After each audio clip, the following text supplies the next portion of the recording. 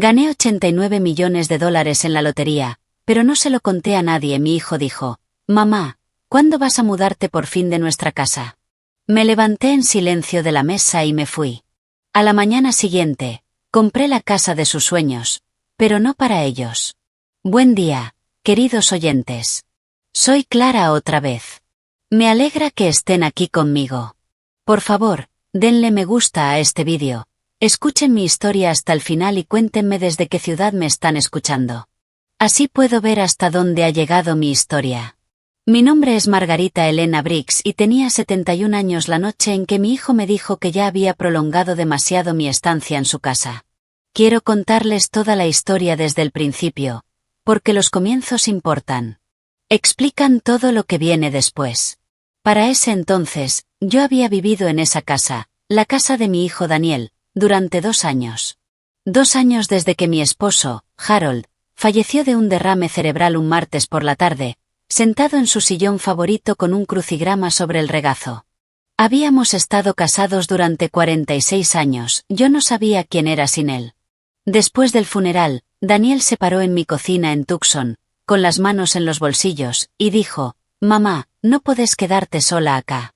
Vení a vivir con nosotros». Yo miré las paredes que había pintado con mis propias manos, el jardín que Harold y yo habíamos plantado juntos, las fotos sobre la repisa, y dije que sí. Debería haber hecho más preguntas antes de decir que sí. La casa de Daniel estaba en Phoenix, una propiedad amplia de 4 dormitorios en un barrio tranquilo, con piscina en el patio trasero y un garaje para 3 autos. Su esposa, Renata, la había decorado en lo que ella llamaba estilo granja moderna: paredes blancas, madera decorativa y almohadones que costaban más que mi compra mensual del supermercado. Era hermosa, pero no era mía. Me asignaron la habitación de invitados al final del pasillo. Tenía una ventana que daba a la cerca del vecino. Me dijeron que no cambiara nada de lugar. En esos primeros meses, me repetía que era solo una adaptación. Renata estaba ocupada con su negocio inmobiliario, Daniel trabajaba largas horas en su empresa de ingeniería, sus 2 hijos, Caleb, de 13 años, y Sofía, de 10, apenas notaban mi presencia, salvo cuando necesitaban algo. Yo cocinaba, limpiaba después de las cenas, ayudaba con la tarea, llevaba a los niños cuando me lo pedían, doblaba la ropa, me mantenía en silencio. Lo que no decía en voz alta era que me sentía invisible. Se fue instalando poco a poco, como el frío que entra por una ventana vieja. No lo notas hasta que ya estás temblando. Hubo una vez que Renata invitó a su club de lectura y me presentó como la mamá de Daniel, que se está quedando con nosotros por un tiempo. Como si yo fuera una visita que se había olvidado de irse. Hubo un domingo en que Daniel y Renata llevaron a los chicos a almorzar afuera y ni siquiera me lo mencionaron. Me enteré cuando bajé a las 10 de la mañana y encontré la cocina vacía y una nota en la mesada que decía: «Volvemos al mediodía, hay café». Y luego estuvo la conversación sobre el presupuesto que escuché por accidente en octubre de ese segundo año. La voz de Renata llegaba desde el dormitorio. «Come nuestra comida, usa nuestros servicios. ¿Y qué aporta exactamente?». Me quedé parada en el pasillo un largo momento. Luego volví a mi habitación y cerré la puerta muy despacio. Quiero ser honesta con ustedes. Yo no era una santa. Me cuestionaba constantemente: ¿estaba demasiado presente? ¿O no lo suficiente? ¿Era demasiado anticuada? ¿Ocupaba demasiado espacio en una casa que no era mía? Pensaba en Harold todas las noches. En nuestra pequeña casa con la cocina amarilla. En cómo me dejaba una taza de té afuera del baño cada mañana porque sabía que odiaba hablar antes de las 9. Pensaba en todo lo que había dejado atrás para estar en esa casa de paredes blancas donde apenas me toleraban. Pero me quedé porque era mi hijo, porque creía que la familia es la familia. El billete de lotería fue, en cierto modo, un accidente. Paré en una estación de servicio en la Ruta 9 un jueves por la tarde de febrero, de regreso de una consulta médica. La máquina estaba ahí, junto a la caja. Compré un boleto, como lo había hecho quizá una docena de veces en mi vida, sin ninguna expectativa real. Lo guardé en el bolsillo del abrigo y me olvidé de él durante 4 días. Descubrí que había ganado un lunes por la mañana, sentada sola en la mesa de la cocina, con mis lentes de lectura y una taza de café instantáneo. Revisé los números 2 veces. Luego 3. Después me quedé completamente quieta, mirando el patio a través de la puerta de vidrio corrediza, hacia la piscina cubierta por el invierno. 89 millones de dólares. No hice ningún sonido. Doblé el billete y lo guardé dentro de mi Biblia, entre las páginas de Proverbios, y no le dije nada a nadie. Eso fue en febrero, la cena ocurrió en marzo. Era un martes. Completamente normal. Pollo al horno, puré de papas, judías verdes de bolsa.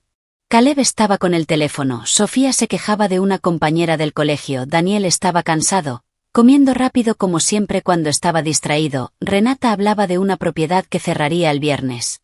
Yo estaba pasando el pan cuando Daniel lo dijo. No levantó la vista del plato. Su voz no era cruel. Eso fue lo que más dolió. Era simplemente cansada, como cuando decís algo que llevas mucho tiempo pensando. Mamá, dijo, ¿cuándo pensás mudarte? O sea, ¿cuál es el plan? La mesa quedó en silencio. Renata bajó la mirada, Caleb dejó el teléfono sobre su regazo. Sofía se quedó a mitad de frase. Miré a mi hijo. Tenía las sienes canosas, igual que Harold. Tenía 44 años, y me miraba como se mira a un problema que no se puede resolver. Dejé la canasta de pan, doblé la servilleta, corrí la silla y me levanté. Permiso, dije. Y me fui. No fui a mi habitación, salí al patio. Hacía frío esa noche. La lona de la piscina acumulaba el agua de las últimas lluvias del invierno. Me senté en una de las sillas que nadie usaba y miré el cielo, ese naranja oscuro y gris típico de una tarde en Phoenix, y respiré. Yo no era una mujer que llorara fácilmente. Harold solía decir que yo tenía la arquitectura emocional de un faro, firme en la tormenta, visible desde lejos, pero no precisamente un lugar cálido en medio del mal tiempo. Lo decía con cariño. Había pasado 60 años aprendiendo a mantenerme firme, pero esa noche, en el frío, me permití sentirlo todo. El peso de esos 2 años cayó sobre mí como una mano en el pecho. La invisibilidad. Él se está quedando con nosotros, la conversación del presupuesto, los almuerzos sin invitarme. Y ahora la voz de Daniel, preguntando cuál era mi plan, como si yo fuera una inquilina en falta. Pensé en a dónde iría. Esa era la pregunta práctica. Y era aterradora. Mi casa en Tucson, la de Harold y mía, había sido vendida 8 meses después de mudarme a Phoenix. Fue idea de Daniel. Mamá, no vas a volver a vivir sola ahí. Mantenerla vacía es un gasto. Tenía razón, técnicamente, pero lloré durante 3 días después de la venta, y nadie me preguntó por qué. La venta me dejó con $240,000 en ahorros, más mi jubilación y la pequeña pensión de Harold. Suficiente para vivir modestamente. No suficiente para comprar una casa en Phoenix sin quedarme sin nada. O al menos eso creía. Sentada en ese patio frío, hice los cálculos por primera vez con una variable distinta. 89 millones de dólares. Después de impuestos federales, ya lo había investigado 2 semanas antes, una noche, en mi teléfono, recibiría aproximadamente 52 millones. 52 millones. El número no se sentía real. Era como una palabra en un idioma extranjero. Entendía su significado, pero todavía no tenía peso en mi cuerpo. Pero lo tendría. Me quedé sentada afuera más de 1 hora. Cuando volví a entrar, la cocina ya estaba limpia y todos se habían ido a sus habitaciones. Nadie golpeó mi puerta esa noche, no hubo un mamá, ¿estás bien? No hubo disculpas. Solo silencio. Y de algún modo, eso fue peor que la pregunta. Me quedé despierta hasta las 2 de la madrugada. Y en esas horas oscuras y silenciosas, hice el pensamiento más importante de mi vida. Primero vino el miedo. Y eso es honesto. Tenía miedo de estar sola a los 71 años, verdaderamente sola, sin familia cerca. Tenía miedo de equivocarme con un dinero que no tenía experiencia en manejar. Tenía miedo de lo que significaría actuar en contra de mi hijo, de tomar decisiones que no podrían deshacerse. Pero entonces recordé algo que Harold solía decir. Él había crecido en la pobreza, hijo de un minero de carbón en Kentucky, y había visto a sus padres ser aprovechados toda su vida porque tenían miedo de pedir lo que merecían. Maggie, me decía, el miedo es útil durante 5 minutos. Después de eso, es solo una excusa. Pensé en lo que realmente había visto durante esos 2 años. No lo que me decía a mí misma, no las interpretaciones generosas, no el ella está ocupada o él está estresado o no lo hacen con mala intención. Los hechos reales. Renata hablando de mí como un gasto frente a mi hijo, Daniel preguntándome cuándo me iría, sin una pizca de disculpa en la voz, la forma en que ambos me vieron dejar la canasta de pan sobre la mesa, e irme, sin decir nada. Sin hacer nada. Pensé en lo que harían si supieran del dinero. Y ese pensamiento, claro, frío y preciso, fue el que lo cambió todo. No podían saberlo, no todavía, tal vez nunca, dependiendo de lo que pasara después. Tomé el cuaderno que tenía en la mesa de luz y empecé a escribir. No era un diario. Era una lista. Paso 1. No hablar con nadie en esta casa sobre la lotería. Ni una palabra. Paso 2. Cobrar el premio de forma privada, con un asesor financiero y un abogado, antes de que nadie lo sepa. Paso 3. Establecer independencia financiera completamente fuera del conocimiento de Daniel. Paso 4. Encontrar una casa. Mi casa. No una habitación al final del pasillo de otra persona.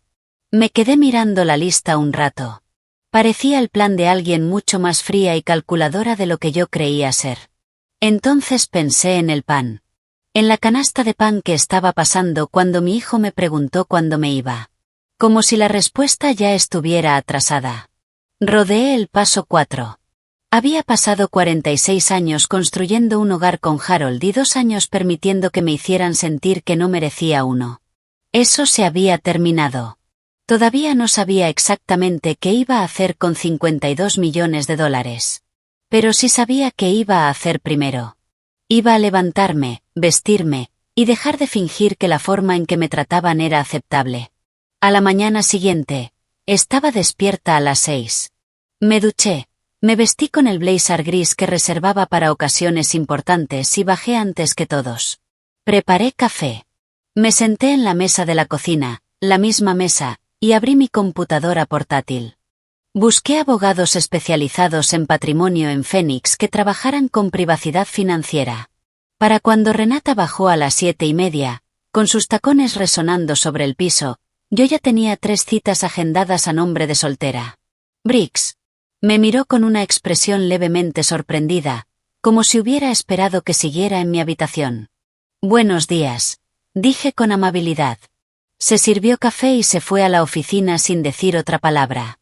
La observé irse y, por primera vez en 2 años, sentí algo distinto a la invisibilidad. Me sentí yo misma. La abogada se llamaba Patricia Holloway. Pat, insistía ella. Una mujer de mirada aguda, en sus primeros 60, que dirigía un estudio jurídico boutique en Scottsdale. Me la recomendaron a través de un directorio financiero y, cuando llamé, su asistente fue profesional y discreta. Esa discreción era exactamente por lo que estaba pagando. Le dije a Daniel que tenía una consulta médica. Fue la primera mentira que le dije a mi hijo en quizá 20 años.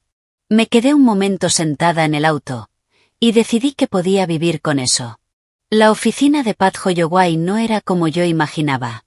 Era tranquila, cómoda, con buen arte en las paredes y sin una televisión encendida a todo volumen en la sala de espera.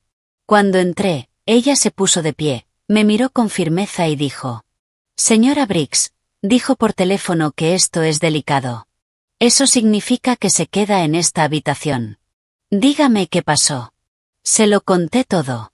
El boleto de lotería, la cantidad, mi situación en casa, la cena, la pregunta de mi hijo. Lo expuse en orden, sin adornos. Como siempre había hecho las cosas. Harold decía que yo daba información como una buena enfermera toma el pulso, de manera constante y precisa. Pat escuchó sin interrumpir.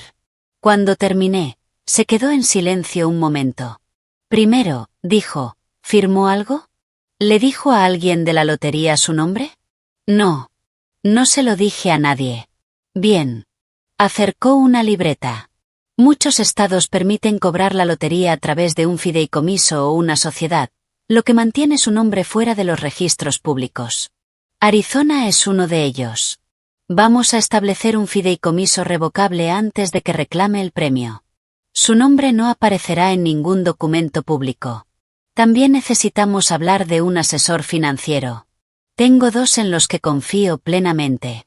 Y debemos discutir su situación de vivienda actual y cómo quiere proceder. Dijo todo eso con calma, como si ayudar a mujeres de 71 años a gestionar fortunas de lotería en secreto fuera algo común. Tal vez para ella lo era. Salí de su oficina 2 horas después con una carpeta de documentos para revisar, una recomendación para un asesor financiero llamado Carlos Núñez, y la sensación clara de que, por primera vez en mucho tiempo, había hecho algo por mí. Durante las siguientes 3 semanas, avancé con cuidado.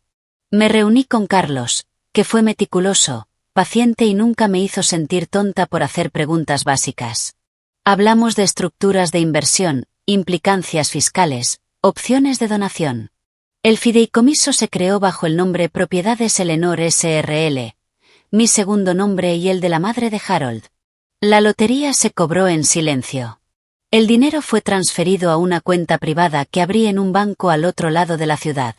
Fui meticulosa en mantener mis rutinas en casa.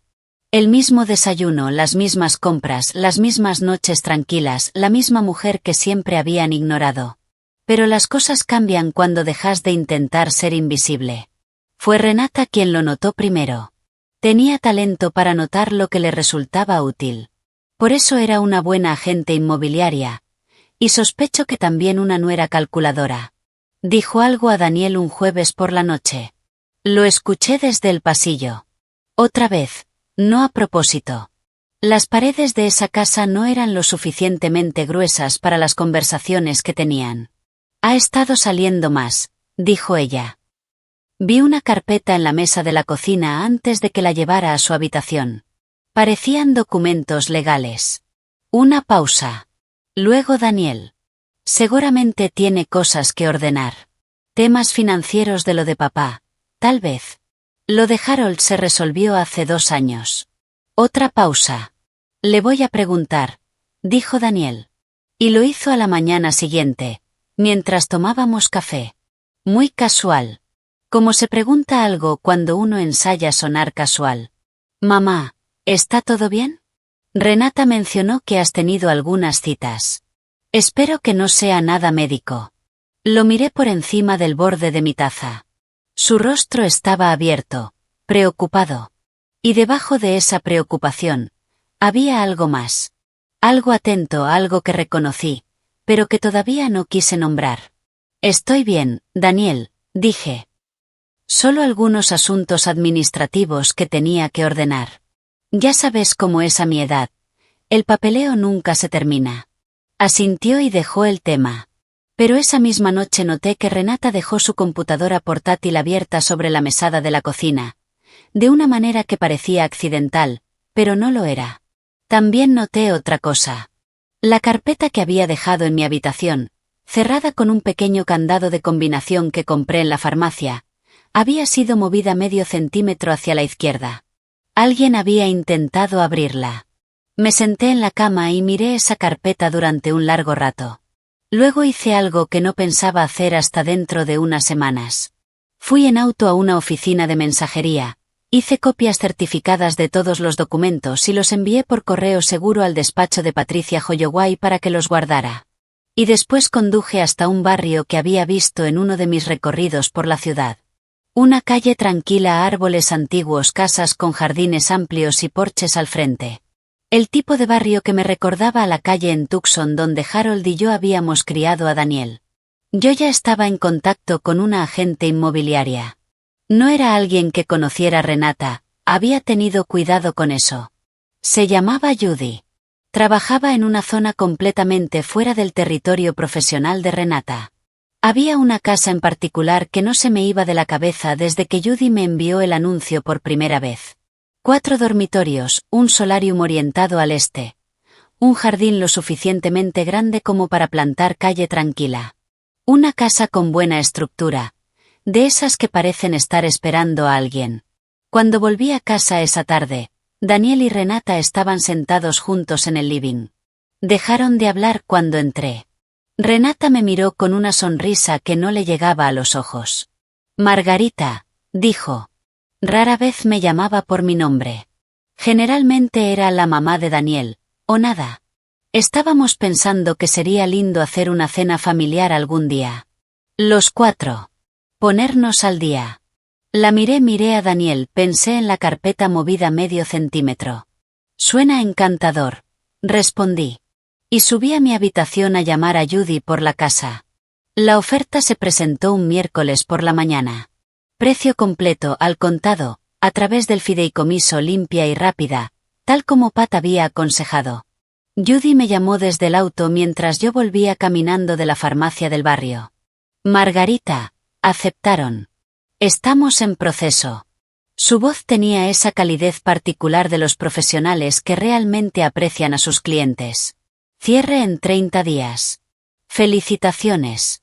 Me quedé parada en la vereda, bajo el sol de febrero, dejando que esas palabras se asentaran en mí. Mía. No había sentido que esa palabra aplicara a un lugar desde Tucson. El cierre se programó para la segunda semana de marzo. No dije nada en casa. Seguí siendo la mujer silenciosa al final del pasillo. Cocinaba las cenas de los martes, llevaba a Sofía a su clase de violín. Sonreía a las amigas del club de lectura de Renata si me cruzaba con ellas en la entrada.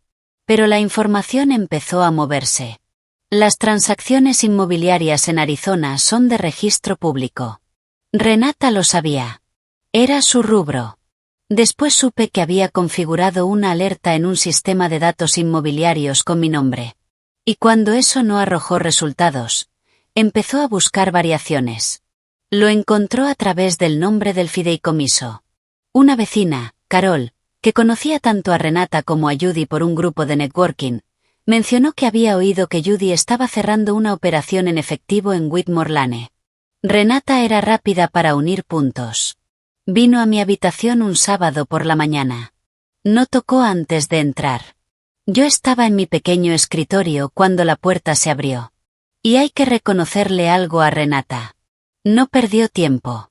Cerró la puerta detrás de ella, se paró en el centro de la habitación y dijo: «¿Compraste una casa?»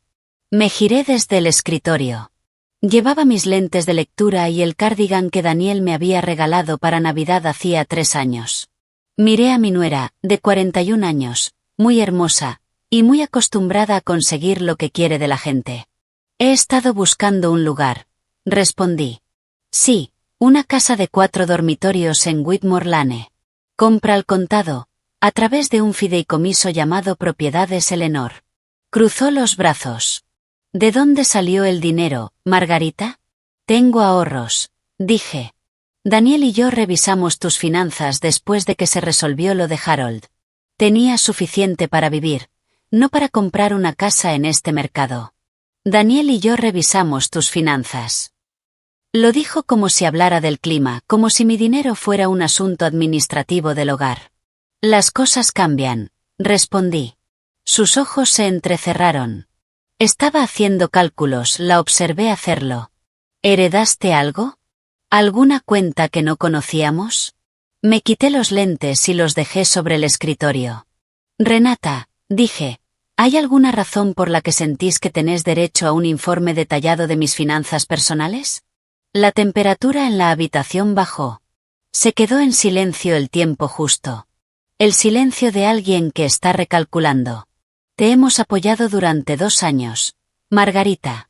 Te recibimos cuando no tenías a dónde ir. Creo que merecemos cierta transparencia».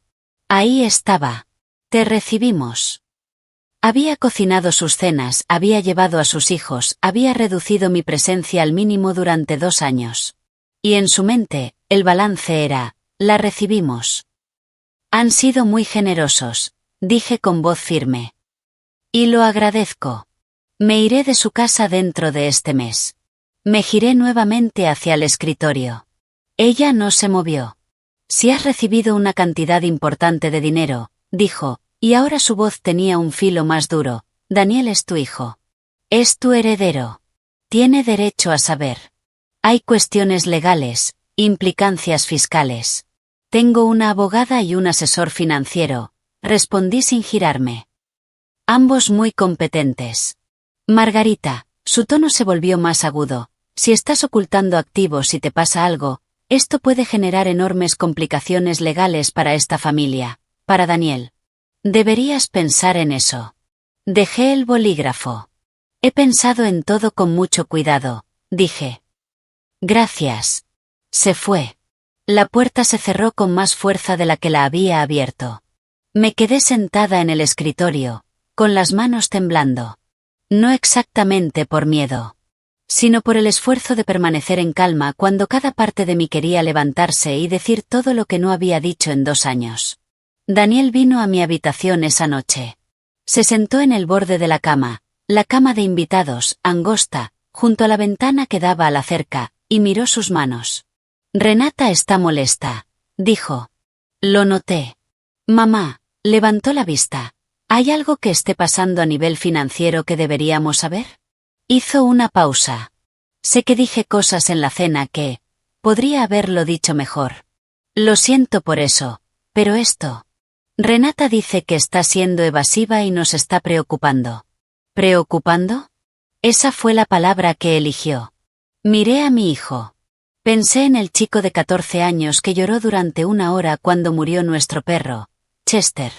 Pensé en el joven que me llamó desde la residencia universitaria para decirme que había sacado la nota máxima en su tesis de ingeniería. Pensé en el hombre de 44 años que me preguntó cuándo me iba, sin levantar la vista del plato. No necesitas preocuparte por mí, dije en voz baja.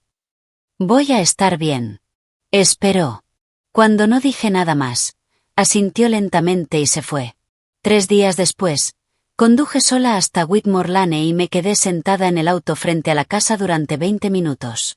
El jardín tenía viejos robles, el porche tenía un columpio. Pensé que a Harold le habría encantado. Volví a casa, y dormí mejor de lo que había dormido en 2 años. El cambio en el ambiente de la casa fue evidente el lunes por la mañana, después de que Daniel hablara conmigo. Renata hizo el desayuno. Eso no había pasado desde mi primera semana allí, cuando la bienvenida todavía era una actuación. Preparó tostadas francesas y café recién hecho. Puso un lugar en la mesa para mí sin que nadie se lo pidiera. Llevaba una blusa de seda color crema y sus mejores aros. Y me sonrió con toda la calidez de una mujer que había decidido cambiar de estrategia. Buen día, Margarita, dijo. Sentate, ya está casi listo. Me senté. Caleb levantó la vista del teléfono con una expresión confundida, como si percibiera que algo en el ambiente había cambiado. Sofía tarareaba algo en voz baja. El desayuno estaba delicioso. Lo elogié con sinceridad, porque era sincero. La buena comida es buena comida. Durante la semana siguiente, Renata empezó a invitarme a acompañarla a hacer mandados, de manera casual, como si siempre hubiera sido así. Daniel comenzó a llegar más seguido a cenar y dirigía la conversación hacia mí. Me preguntaba mi opinión sobre cosas, que recordaba de lugares a los que él había viajado, que pensaba Harold sobre esto o aquello. Sofía me mostró su tarea de violín. Caleb, un chico extraordinario, de 13 años y profundamente poco comunicativo, me trajo una bolsa de caramelos de regaliz que mencioné una vez, 6 meses atrás, que me encantaban cuando era niña. Era una campaña bien ejecutada. La reconocí porque pasé 46 años viendo a Harold negociar contratos. Él era ingeniero estructural, y siempre decía que los buenos sabían que el momento más peligroso era cuando la otra parte dejaba de presionar, y empezaba a sonreír. Querían saber sobre el dinero, querían reposicionarse antes de que yo me fuera. Y si podían hacerme sentir lo suficientemente culpable, o agradecida, o querida, tal vez reconsideraría la casa, la abogada, todo. No fui fría con ellos. Quiero dejar eso claro. Estuve presente, fui amable, y recibí su atención con gracia. Le agradecí a Renata por el desayuno, hablé con Daniel sobre su padre, comí los caramelos de Caleb. Pero no les dije nada. El cierre de la casa en Whitmore Lane estaba programado para el jueves de la semana siguiente. Los encargados de la mudanza, una empresa pequeña y discreta recomendada por el estudio de Pat, estaban contratados para el sábado posterior. Estaba a 3 semanas de tener una puerta propia, con mi propia llave en la cerradura. Fue durante esa semana que llamé a Dorothy. Dorothy Calvel y yo éramos amigas desde 1987, cuando nuestras hijas, la mía, Carolina, y la suya, Beth, estaban en segundo grado en Tucson. Criamos a nuestros hijos juntas, enterramos a nuestros maridos con 2 años de diferencia, y mantuvimos el contacto con llamadas que podían durar 4 minutos o 4 horas, según lo que hiciera falta. Dorothy seguía viviendo en Tucson, en la misma casa que había compartido con Richard. Y seguía siendo tan lúcida como siempre. Fui en auto hasta una cafetería del otro lado de Phoenix para hacer la llamada. Sí, suena dramático, pero las paredes de la casa de Daniel no eran gruesas. Atendió en el segundo tono. Maggie, justo estaba pensando en vos. Le conté todo. Me llevó 40 minutos. Hizo una sola pregunta para aclarar algo y no emitió ningún otro sonido, salvo alguna exhalación profunda, de esas que indican que alguien está procesando algo muy grande. Cuando terminé, se quedó en silencio un momento. «¿De verdad lo estás haciendo?», dijo. «Sí». Su voz era firme y cálida al mismo tiempo. «Voy a decirte algo, y quiero que me escuches. Lo que estás haciendo no es frío. Lo que estás haciendo es correcto. Le diste a esa familia 2 años. Les diste tu tiempo, tu comida, tu presencia y tu dignidad. Y te trataron como una carga. El hecho de que no hayas explotado en esa cena demuestra más elegancia de la que la mayoría tendría». Sentí algo aflojarse en el pecho, algo que ni siquiera sabía que estaba tensado. «Tengo un poco de miedo», admití. «Claro que sí», dijo con naturalidad. «El miedo significa que importa. Pero Maggie, ya has tenido miedo antes, y seguiste adelante. Eso no es nuevo». Hablamos media hora más. Se ofreció a venir a Phoenix para el fin de semana de la mudanza, y dije que sí antes de que terminara la frase. Hicimos un plan. Vendría el viernes, haríamos juntas la revisión final de la casa y estaría conmigo cuando cruzara la puerta con mis cajas, de una casa que era mía. Cuando colgué y me quedé unos minutos sentada en la cafetería antes de volver, me di cuenta de algo. El temblor en mis manos, el que había empezado la mañana en que Renata entró a mi habitación, había desaparecido. Había estado cargando todo esto sola durante semanas. No me había dado cuenta de cuánto más liviano era tener a otra persona a mi lado. Volví a la casa de Daniel. Preparé la cena, pasé el pan, hablé poco. Pero esa noche dormí profundamente, sin sueños. Vinieron juntos el miércoles por la noche, 4 días antes de la mudanza. Yo estaba en mi habitación después de cenar, envolviendo las pequeñas fotos enmarcadas que tenía en el alféizar de la ventana. Harold y yo en Yosemite, la graduación universitaria de Carolina, una foto de Daniel a los 9 años, sin los 2 dientes delanteros, sosteniendo un pez que había pescado en un lago en Colorado. Escuché ambos pasos en el pasillo antes del golpe en la puerta. Daniel abrió. Renata estaba apenas detrás de él, lo cual no era habitual. Ella solía entrar primero. Tenía los brazos a los lados. Parecía ensayada. ¿Podemos pasar?, preguntó Daniel. Claro, respondí. Dejé la foto del pez. Entraron y se sentaron en el borde de la cama, uno al lado del otro. Yo tomé la silla del escritorio y la giré para quedar frente a ellos. Tenía las manos apoyadas en el regazo, la caja de embalaje, medio llena, estaba detrás de mí. Renata habló primero. Margarita, queremos empezar diciendo que lo sentimos. Los dos. Este último año, y especialmente lo de la cena, estuvo mal. Daniel no debería haber dicho eso. Miró a mi hijo. No debería haberlo dicho, añadió él. Me miró a los ojos y pude ver que lo sentía, al menos en parte. Mamá, no quiero que te vayas así. No quiero que esto sea lo que quede entre nosotros. Esperé. Hemos estado pensando, continuó Renata. Y ahí su voz cambió, casi imperceptiblemente, de cálida a cuidadosa. Tal vez todo pasó muy rápido. Encontraste una casa, estás empacando, pero no tiene que ser así. Si necesitas más espacio acá, podemos convertir el estudio. Hizo una pausa, calculada.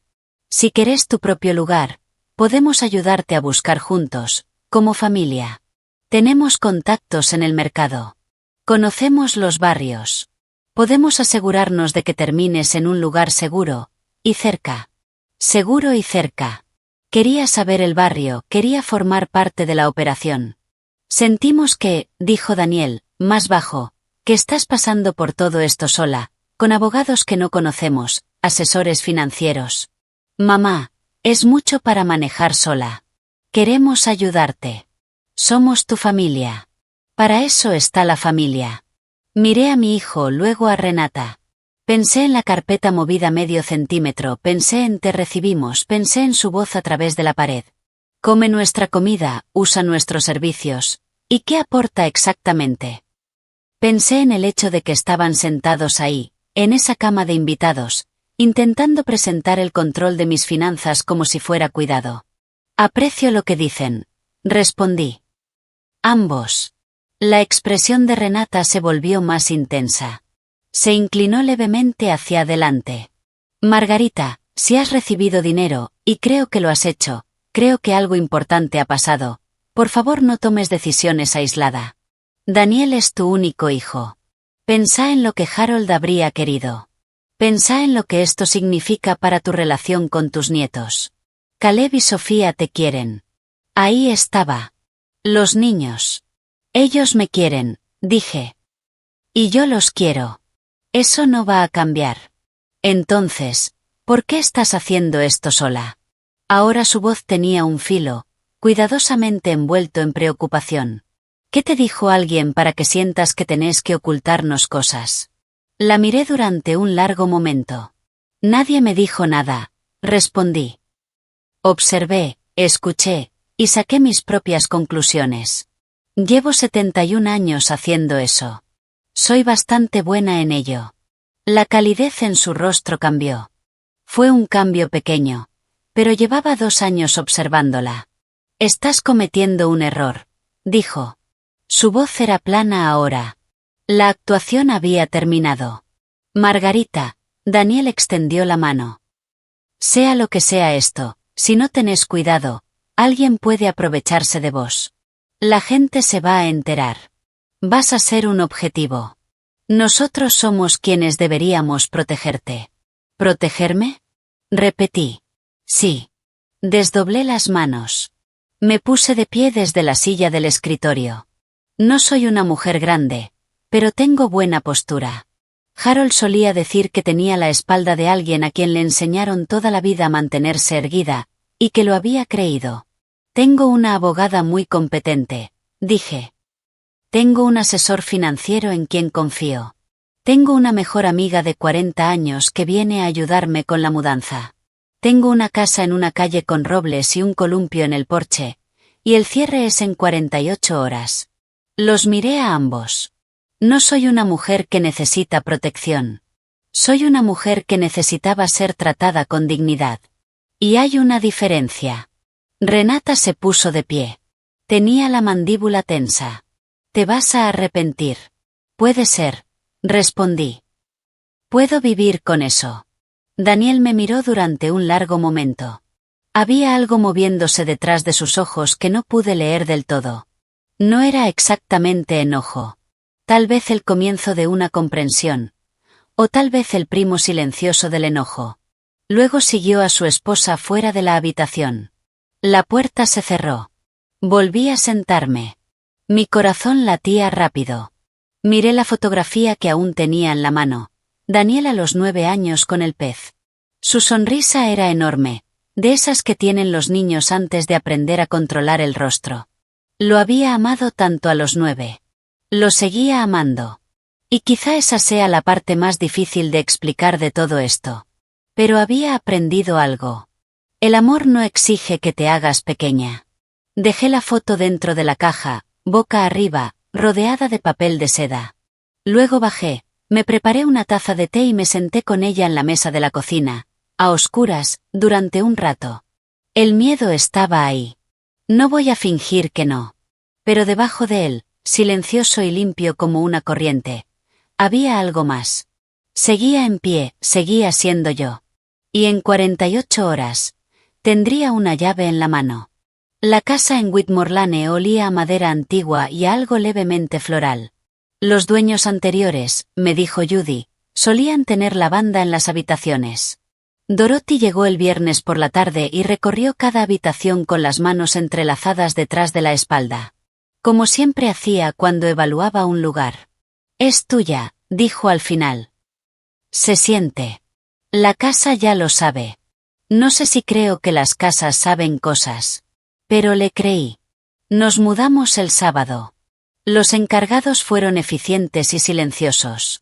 Para la tarde, mis cajas estaban apiladas en las habitaciones correspondientes, y Dorothy y yo estábamos sentadas en el columpio del porche con té frío, mientras la luz de marzo se volvía dorada entre los robles. Por primera vez en 2 años. Exhalé completamente.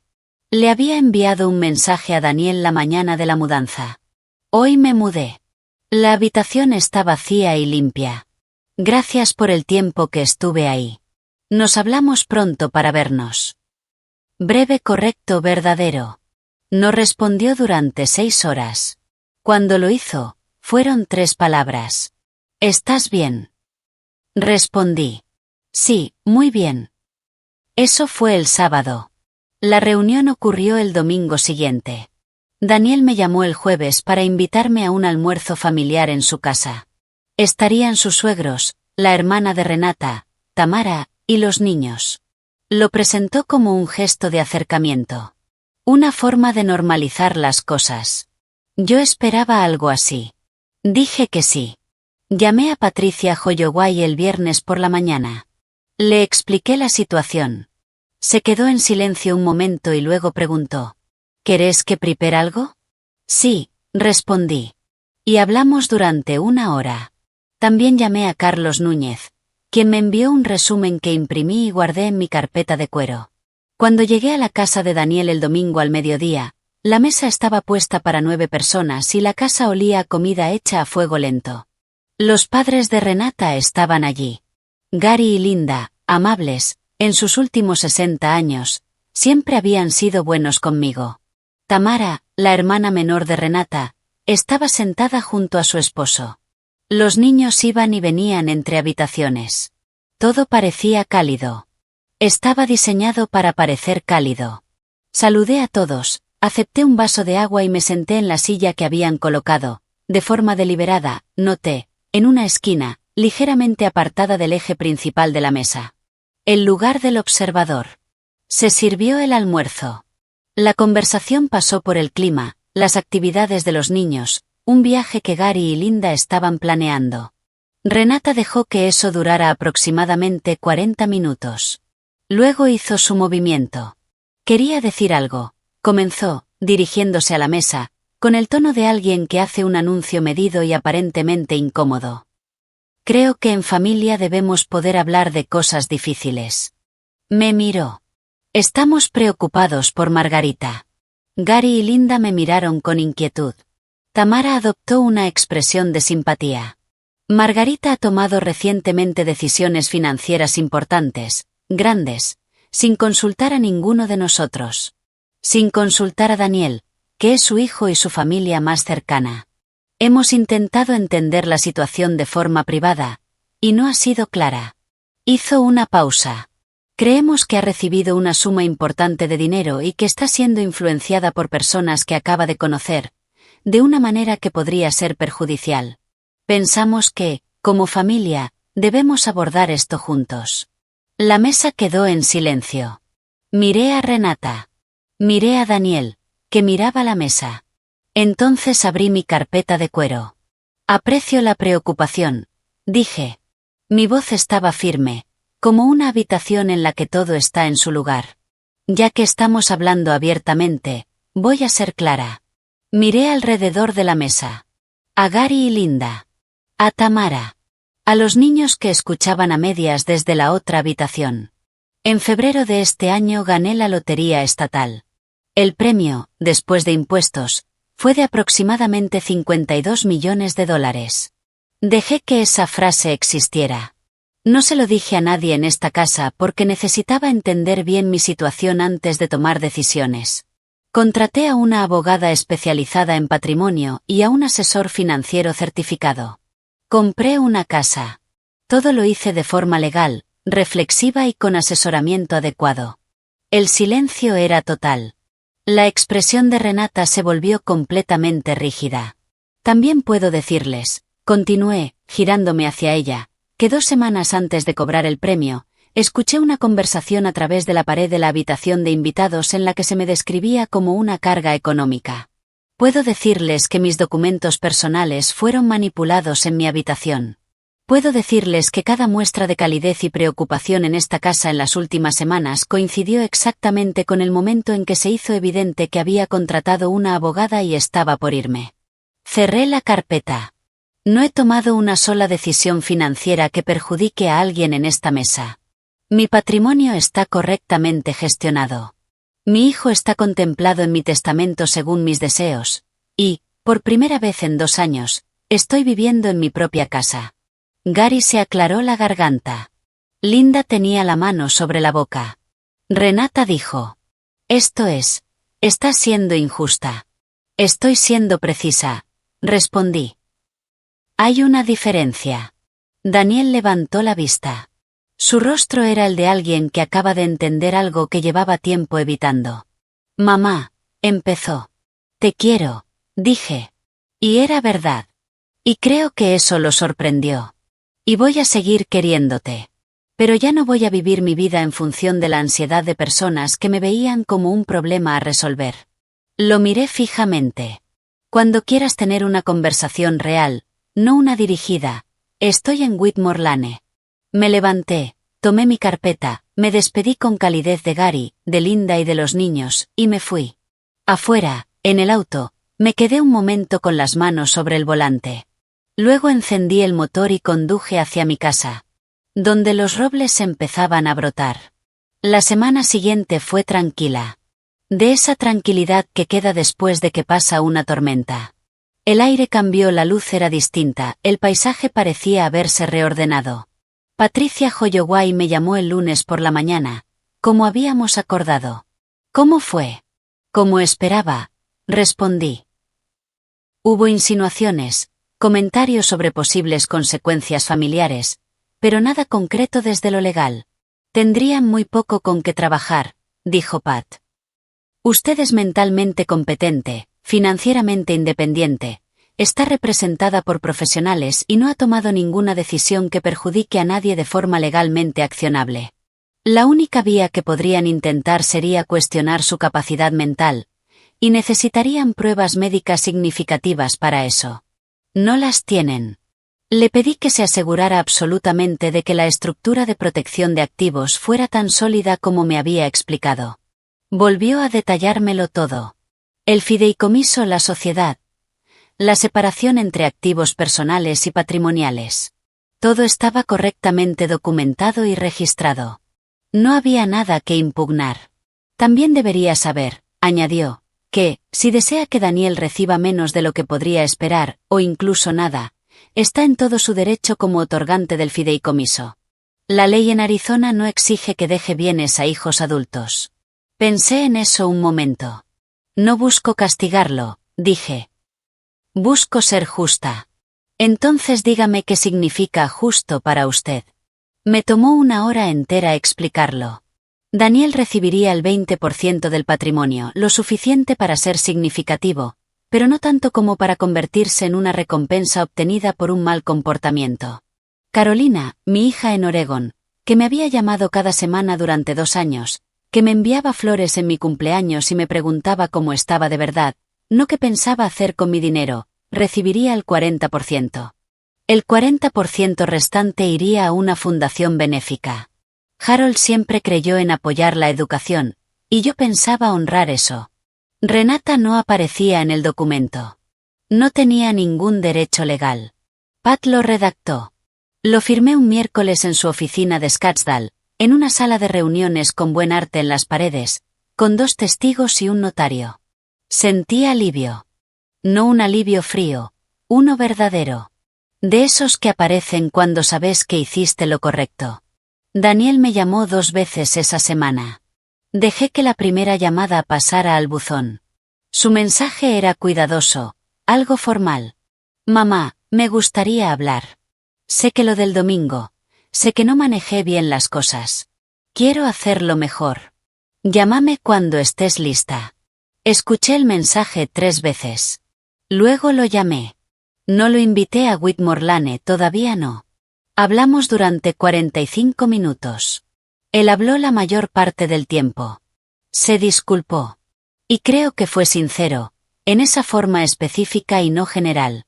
Dijo que la cena había sido inaceptable, dijo que había dejado que Renata tomara el control en el almuerzo del domingo y que se arrepentía, dijo que llevaba tiempo incómodo con la dinámica en su casa, y que había manejado esa incomodidad evitando enfrentarla. Escuché sin interrumpir.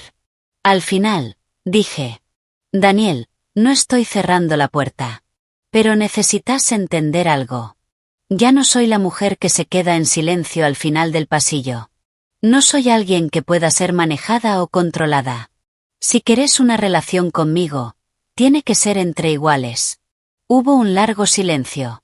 Está bien, dijo en voz baja. Como si algo se acomodara. Quedamos en vernos para tomar un café la semana siguiente. Solo nosotros dos. Renata no me llamó. Tamara, la hermana de Renata, me envió un mensaje 2 días después del almuerzo.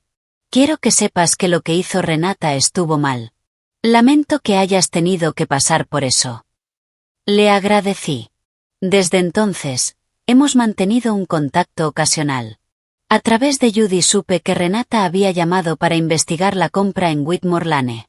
Quería saber quién era mi agente, cómo había sido la operación, si había algo inusual en los registros. Judy me lo contó con profesionalismo, y me aseguró que no había dado ninguna información. Conozco las reglas éticas, dijo. Y sé reconocer cuando alguien está pescando. Sea lo que fuera que Renata esperaba encontrar, no encontró nada. La casa cerró sin problemas. El fideicomiso se mantuvo firme, el testamento quedó registrado. Estaba hecho. Planté las primeras semillas en el jardín trasero un sábado por la mañana, a fines de marzo. Tomates, lavanda y los caléndulas amarillas que tanto le gustaban a Harold. La tierra era buena. Profunda y oscura. Los robles ya estaban completamente cubiertos de hojas, proyectando largas sombras sobre el césped al caer la tarde. Dorothy vino un fin de semana en abril. Nos sentamos en el columpio del porche ambas noches. Trajo una sartén de hierro fundido como regalo de inauguración y preparó el mejor pan de maíz que había probado desde que vivía la madre de Harold. «Lo lograste», dijo la segunda noche. «Lo logré», respondí. El porche estaba en silencio, salvo por los sonidos del vecindario.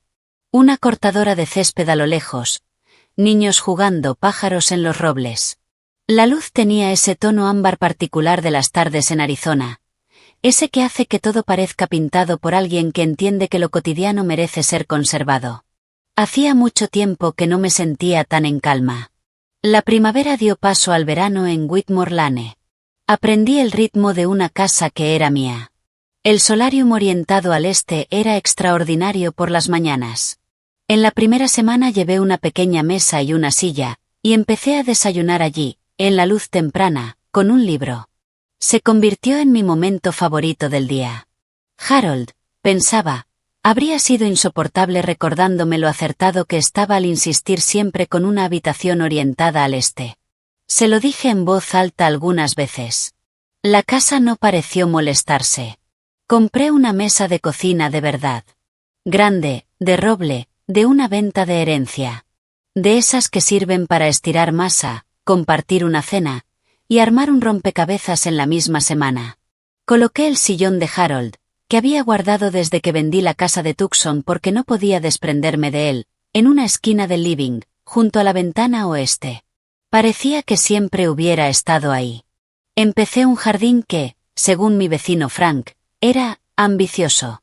Frank tenía 68 años, era un maestro jubilado, viudo, y un cultivador excepcional. Vino el primer sábado con plantines, y pasamos la mañana hablando de tierra y riego por goteo. Desde entonces, hicimos de los sábados una costumbre y algunas cenas también. Es buena compañía, en ese tipo de silencio que a mí me gusta. En junio, Carolina voló desde Portland. Recorrió la casa con una expresión que reconocí de cuando era niña y recibía algo que había deseado sin pedirlo. Se sentó en el solarium la primera mañana y dijo: «Mamá, esta casa sos vos». Fue el mejor elogio que recibí en mi vida. Me preguntó por el dinero, con cuidado. No cuánto era, no qué significaba para ella, sino si yo estaba bien. Si las personas que había contratado eran de confianza. Sí, le dije.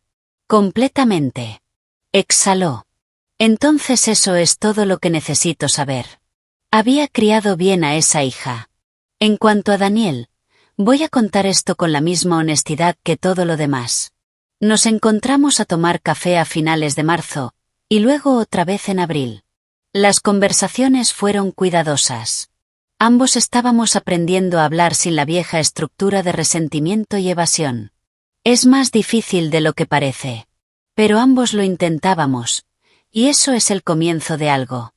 Con el paso de los meses entendí lo siguiente. Renata consultó a 2 abogados para intentar impugnar mis decisiones financieras. Ambos le dijeron que no había nada que impugnar. El intento fue costoso, y no produjo nada. Daniel y Renata se separaron en septiembre, unos 6 meses después de que me mudara a Whitmore Lane. No sentí satisfacción por eso. Más allá de lo que Renata hubiera hecho, era la madre de mis nietos. Y una familia que se rompe no es algo que yo haya deseado nunca. Pero tampoco podía fingir que era algo que yo había causado. Las decisiones tienen peso, y se acumulan. Caleb y Sofía vinieron a Whitmore Lane por primera vez en julio. Yo estaba nerviosa. Pero Sofía fue directo a la ventana del jardín y anunció su aprobación. Y Caleb encontró el sillón de Harold, y se instaló allí toda la tarde. Solo se levantó para comer galletas y para preguntarme, con genuina curiosidad, si el cuadro sobre la chimenea era original. «Es bueno», dijo cuando le confirmé que sí lo era. Un gran elogio viniendo de Caleb. Para agosto, nuestras visitas de los sábados se habían vuelto una rutina. Sofía ayudaba en el jardín. Caleb tomó prestado un libro de historia de puentes de mi biblioteca, y lo devolvió 3 semanas después con preguntas muy precisas sobre cálculos de carga en puentes colgantes. Le interesaba la ingeniería. Como a su padre como a Harold.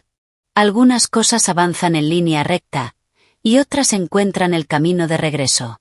Yo tenía una vida real. Llena de luz de mañana, de buena tierra, de un vecino que sabía cultivar, y de nietos que venían por elección. A los 71 años, había construido algo que se sentía completamente mío. A veces la gente me pregunta, Dorothy, a su manera, si me arrepiento de algo. No. Lo que aprendí a los 71 años, en una habitación de invitados con una ventana que daba a una cerca, es algo que quizá debería haber aprendido antes. La dignidad no se da, se sostiene. Nadie te entrega una vida que te haga sentir vos misma. La construís, o no. Tomás la decisión, o dejás que alguien más la tome por vos. Yo tenía $52 millones. Pero la decisión que cambió mi vida no tuvo nada que ver con el dinero. Se tomó en una mesa, la noche en que doblé mi servilleta, me levanté, y me fui. El dinero fue una puerta. Irme fue la llave. Si alguien en tu vida te ha hecho sentir como una carga, si te has estado achicando para encajar en un lugar que nunca fue para vos, quiero que escuches esto. No sos demasiado grande y no es demasiado tarde. ¿Qué habrías hecho vos sentada en esa mesa? Me encantaría saberlo. Déjalo en los comentarios. Y si esta historia te movió aunque sea un poco, compartila con alguien que necesite escucharla. Gracias por escuchar. Significa más de lo que puedo expresar.